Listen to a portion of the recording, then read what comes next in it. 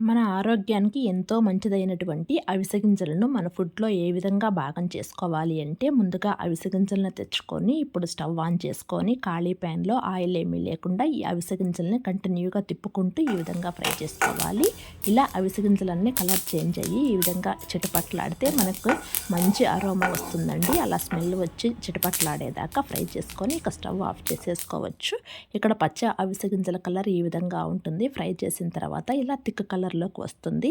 ఇలా colour change అయ్యేంత వరకు ఫ్రై చేసుకొని, వేడి చల్లారిన తర్వాత మిక్సీ జార్‌లో ఈ విధంగా పౌడర్ చేసుకొని, ఒక గాజు సీసాలో స్టోర్ చేసుకొని పెట్టేసుకొని, ఇప్పుడు మనము ఈ పౌడర్‌ను ఏ ఏ రకాలుగా ఉపయోగించుకోవచ్చు అంటే, మీరు చపాతీ చేసేటప్పుడు గోధుమ పిండితో పాటు ఒక స్పూన్ అవిసె గింజల పౌడర్ వేసుకొని, వాటర్ కలుపుకొని, మీకు ఏ విధంగా అయితే చపాతీ పిండి కలుపుకుంటారో అలా కలిపేసుకొని, ఇక దీన్ని మామూలు చపాతీలాగా ఒత్తేసుకోండి.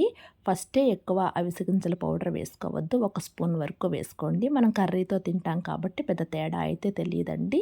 ఇట్లా మనం చపాతీలాగా చేసేటప్పుడు కలర్ అక్కడక్కడ ఈ విధంగా మనకు పిండి కనపడుతూ ఉంటుంది.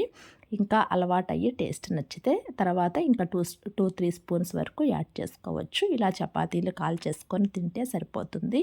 అదేవిధంగా మీరు ఏదైనా కర్రీ చేసేటప్పుడు లాస్ట్‌లో కారానికన్నా ముందు ఒక స్పూన్ ఇది వేసుకొని, తర్వాత కారం వేసుకొని ఒక్క నిమిషం పాటు ఫ్రై చేసుకొని దించేసినా సరే మనకు ఫ్రై అనేది హెల్తీగా తయారవుతుంది.